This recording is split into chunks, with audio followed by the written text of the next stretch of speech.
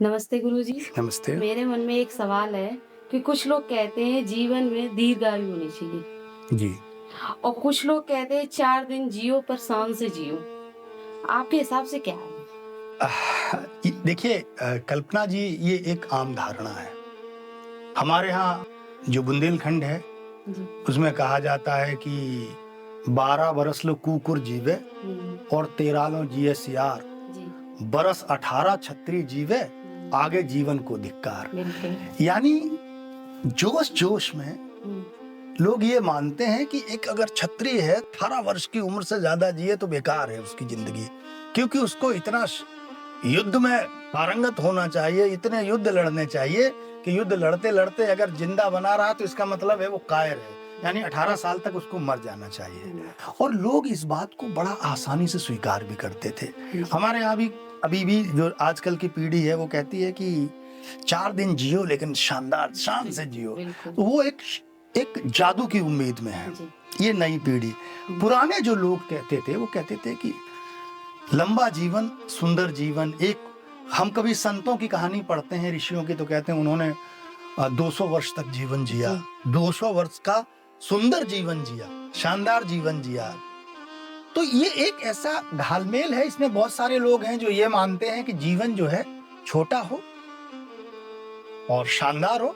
कुछ लोग मानते हैं कि जीवन चाहे चीजें कम हो, जी। हल्का फुल्का हो, पर लंबा होना चाहिए। बिल्कुल। तो मैं आपको ये इसका उदाहरण एक बड़ी अच्छी कथा से सुनाता हूं जो भागवत पुराण में आई है। और ये कहानी है महर्षि मृकंद और उनकी पत्नी मृदगावती की। जी। उनको कई बार मरुदवती भी कहा जाता है, हुँ, यानी ऋषि मृकंद और मरुदवती की कहानी। हुँ, ऋषि हैं, पति पत्नी जंगल में तपस्या करते हैं, उनके तमाम सारे शिष्य हैं, बैठे हैं, पढ़ाते हैं आनंद, लेकिन उनके कोई पुत्र नहीं है। जी। अब पुत्र नहीं है तो बहुत परेशान है। हर व्यक्ति की ये इच्छा होती है कि उसका वंश आगे बढ़े, उसके भी कोई पुत्र हो। कुछ लोगों की इच्छा होती है पुत्र इसलिए हो कि वंश बढ़े, कुछ लोगों का ये लोभ होता है पुत्र इसलिए हो कि बुढ़ापे में जब उनका शरीर थक जाए तो हमारे शरीर की सेवा करें। तो जब बहुत लंबे समय तक उनके पुत्र नहीं हुआ तो उन्होंने शिव की तपस्या की, बहुत गहरी तपस्या, सालों तक तपस्या में लीन रहे और एक ही वरदान, एक ही चाह रही उनकी कि मेरे एक पुत्र हो जाए। जब बहुत दिनों तक तपस्या करते रहे तो एक दिन शिव जी ने उनको दर्शन दिए, जी। यानी उनके सामने आए, उनके ध्यान में आए। अब इसको आप किसी तरह मान लेते हैं, ये मान लेते हैं कि शिव जी प्रकट हुए या उनके अंदर शिव जी प्रकट हुए। जब आप किसी भी चीज को लगातार ध्यान करते रहे, उसी को सोचते रहे, तो आपके अंदर एक आकृति उसकी प्रकट हो जाती है। तो शिव जी ने कहा कि मांगो, क्या मांगना है? तो बोले मुझे एक ही वरदान चाहिए, मेरे एक पुत्र हो। शिव जी मुस्कुराए, दोनों को देखा, बोले ठीक है, तुम ज्यादा जिद कर रहे हो तो तुमको हम एक पुत्र देंगे, लेकिन मेरी 2 शर्तें हैं। जी। क्या शर्तें हैं? ऐसा पुत्र चाहिए जो खूब लंबे समय तक जीवन जिए लेकिन मूर्ख हो। दीर्घायु। हाँ। हुँ, बोले और दूसरा ये कि मैं ऐसा पुत्र दूंगा जिसकी उम्र केवल 16 साल की हो, लेकिन वो बहुत विद्वान, बहुत यश वाला होगा। अब अजीब सा धर्म संकट है, मतलब किसी माता पिता को ये पता चल जाए कि मेरा लड़का 16 साल की उम्र चल के खत्म हो जाएगा तो पहले ही दिन से उनका जीवन नर्क हो जाएगा। दोनों पति पत्नी ने एक दूसरे को देखा, विचार विमर्श किया, आंखों आंखों में देखा और दोनों ने कहा कि मुझे जो है दूसरा आपकी शर्त स्वीकार है, मुझे कम उम्र वाला यशस्वी पुत्र चाहिए। शिव जी ने कहा सोच लो। उन्होंने कहा सोच लिया और उन्होंने उसके पीछे तर्क ये दिया कि मान लो जब तक हम जिंदा हैं, मेरा लोभ ये है कि हम जब बूढ़े हो जाएंगे तो मेरा पुत्र मेरी देख रेख करेगा, बुढ़ापे में मुझे सहारा देगा। लेकिन मैं इतना लोभी नहीं हूं कि मैं जब बूढ़ा होके मर जाऊंगा तो मेरा पुत्र की काफी अवस्था होगी और जब उसको ज्ञान नहीं होगा, वो मूर्ख होगा, तो मेरे मरने के बाद जो उसकी जिंदगी होगी क्या वो बहुत खराब होगी। तो इसलिए चाहे मेरे आंखों में वो दुख से समन कर सकता हूं कि जो 16 साल तक जिएगा, लेकिन एक अच्छा पुत्र, एक अच्छी जिंदगी उसको मिलेगी। उन्होंने कहा ठीक है। शिव जी चले गए। कुछ समय बाद उन्होंने एक पुत्र को जन्म दिया, जी जिस पुत्र का नाम उन्होंने रखा मार्कंडेय। जी बताया कि तुम शिव जी की कृपा से प्राप्त हुए हो, तो बचपन से ही शिव जी की आराधना करने लगा। बिल्कुल और वेद की जो एक सूक्ति है, जो 7वें मंडल में है, जिसको हम लोग अक्सर सब लोग ओम त्र्यंबकम यजामहे सुगंधिम पुष्टिवर्धनम उर्वारुकमिव बंधनान मृत्युर्मुक्षीमामृतात्, जी इसी मंत्र के साथ वो तपस्या करने लगा। उसको ये नहीं पता है कि 16 साल की अवस्था जब होगी तो मेरी मृत्यु हो जाएगी। जी बालक खूब खेलता। अब माता पिता को पता है एक एक दिन कम हो रहा है, तो बहुत ज्यादा प्यार करते, इतना प्रेम अपने बच्चे से करते। माँ कई बार जब वो मार्कंडे जाता तो माँ के आंखों से आंसू आने लगते। उसको लगता है कि ये इतना यशस्वी पुत्र, इतना ज्ञानी, उसने छोटी सी उम्र में वेदों का और पुराणों का सबका उसने ज्ञान अर्जित कर लिया, इतनी सेवा में माता पिता की रहता। अब उससे इतना ज्यादा लगाव हो गया माता पिता को कि वो दोनों अकेले में रोया करते। लेकिन ये लगता है कि अब जो ईश्वर ने जो वरदान दिया है, वो वरदान तो फलीभूत होना है। जी तो हर दिन जीना चाहते उसके साथ। और ऐसे में जितना प्रेम माता पिता को उस बच्चे से हुआ मार्कंड, उतना ही प्रेम मार्कंड को भी अपने माता पिता से हो गया। कुल मिला के इतना सुंदर परिवार बन गया।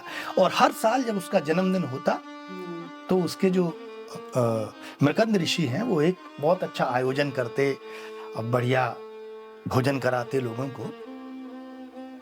और ऐसे करते करते 16 साल हो गए। जी मार्कंडे उठे तो उन्होंने देखा कि आज न भोजन का प्रबंध है, न कोई खुशियां मनाई जा रही, न कोई मंगल गीत गाए जा रहे हैं। तो अलसाई आंखों से जब उठकर आया तो उसने देखा कि उसके पिता एक चिता तैयार कर रहे हैं। जी तो उसने पिता से प्रश्न किया कि पिताश्री, आज मेरा 16वां जन्मदिन है और आज आप ये चिता बना रहे हैं। जी तो उसके मृकंद ऋषि के आंखों से आंसू आने लगे। मरुद्वती भी रोने लगी। बोले बेटा, मेरा तेरा साथ अब यहीं तक का था। आज अब हमारा वो समय आ गया है कि हम दोनों अब अलग हो जाएंगे। तो उसने कहा ऐसा क्यों? तो उन्होंने वो पूरी कथा सुनाई, पूरी कहानी उसके जन्म की, कि ऐसे ऐसे शिव जी ने हमारे सामने तेरे जन्म से पहले 2 शर्तें रखी थी। मार्कंडे को ये सुनकर बहुत धक्का लगा। वो जीना चाहता था। उसने कहा अच्छा, क्या ये पलट नहीं सकता? बोले बेटा, ये शिव जी का वचन है, ये नहीं पलट सकता। मार्कंडे ने मन एकत्रित किया और शिवलिंग पर, जिस पर वो पूजा करता था, फल फूल चढ़ाता था, उसी को गोद में पकड़ के और यही मंत्र ओम त्र्यंबकम यजामहे सुगंधिम पुष्टिवर्धनम जाप करने लगा। जब जाप करता जा रहा है, उसका अंत समय निकट आ गया, तो यमराज ने कहा कि भाई इसका समय तो पूरा हो गया, जाओ इसको लेके आओ। तो अपने तमाम सारे दूत भेजे। तो दूत गए तो दूत उसको छू नहीं पाए मार्कंडे को। उसके पास जाए तो अजीब सी ऊर्जा प्रकट हो रही। वो दौड़ते हुए आए, बोले महाराज, उसके अंदर तो पता नहीं कौन सी ऊर्जा प्रकट हो रही है, उसको हम टच ही नहीं कर पा रहे हैं। तो यम ने कहा कि मैं स्वयं जाके उसके प्राण हरूंगा। यम आए। यम ने कहा चलो। वो अपना मंत्र उच्चारण में लगा है, शिव जी में लीन, 5 इंद्रियां और सब कुछ उसने एक लीन, एक रूप कर दिया और भगवान में लीन, उसी में लीन है। जब वो सुनने को तैयार नहीं तो पहले फिर उन्होंने क्या किया, यम ने एक रस्सी का फंदा बनाया और उसके गले में डाल दिया जी और खींच कर ले जाने लगे। तो उसने शिवलिंग को छोड़ा नहीं, ऐसे पकड़े रहा और शिवलिंग भी खिंचती जा रही है और मार्कंडे भी खींचते चले जा रहे हैं। खींचते खींचते एक समय ऐसा आया जब रस्सी का फंदा उसके गले में कस गया और ये लगा कि अब प्राण चले जाएंगे। बिल्कुल। जब उसके प्राण जाने को हुए तो उसने अंतिम जो भाव उसका था वो ये था कि शिव जी, मैं जीना चाहता था, लेकिन चलिए कोई बात नहीं, आपकी मर्जी के आगे मैं आत्मसमर्पण कर रहा हूं। जैसे ही उसके अंदर से ये भाव प्रकट हुआ, शिव जी आ गए। जी। शिव जी ने कहा रुको यम से। यम ने कहा क्यों? बोले तुम इसको नहीं ले जा सकते हो। तो बोला आप ही ने तो इसको 16 वर्ष जीवन के दिए हैं। जी। बोले मैंने दिए हैं, तो मैं अगर अपने शरीर पर भस्म लगाता हूं तो रुद्राक्ष भी, जीवन के बीज भी रखता हूं। जी। मतलब विकास और नष्ट, समाप्ति दोनों मेरे हाथ में है। उन्होंने कहा लेकिन ऐसा हो नहीं सकता है, जिसका समय पूरा हो गया उसको जाना। शिव जी ने कहा मैं इसको जीवन दान देता हूं, मैं इसको अमरता प्रदान करता हूं। जी।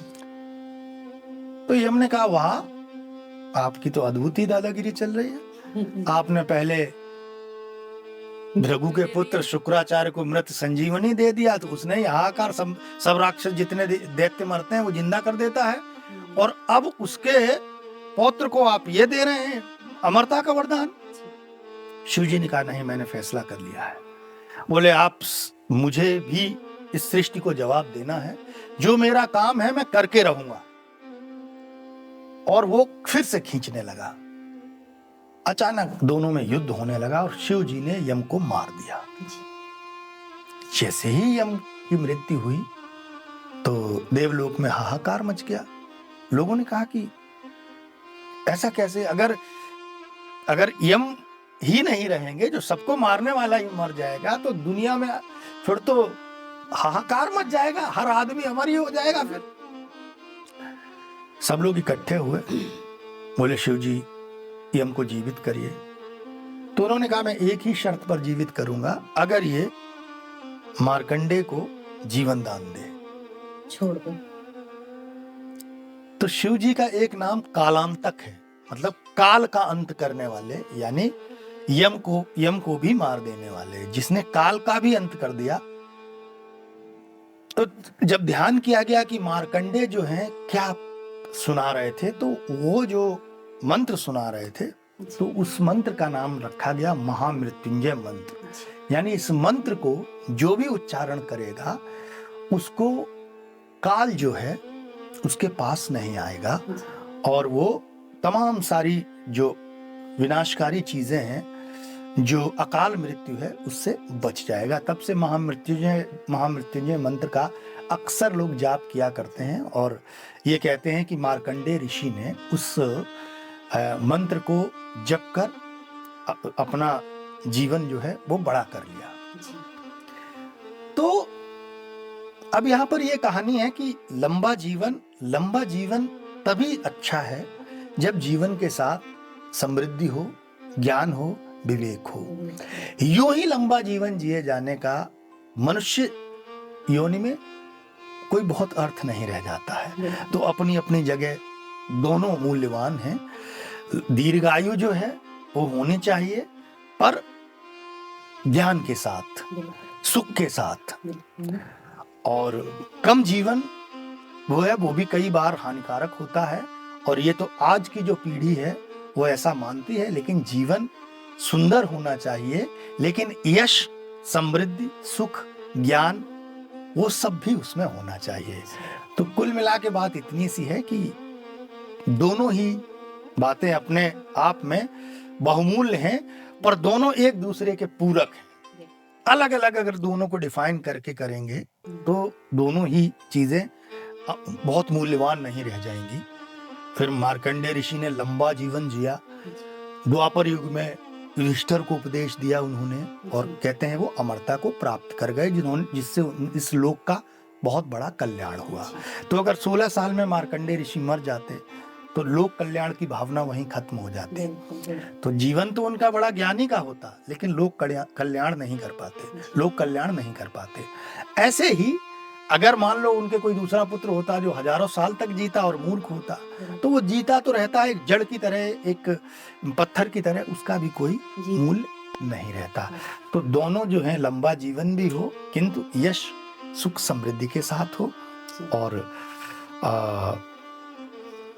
यश भी हो, और जीवन में भले ही बहुत लंबी उम्र ना हो पर यश और सुख और संतुष्टि के साथ हो, तो दोनों एक दूसरे के पूरक हैं। धन्यवाद गुरुजी। धन्यवाद।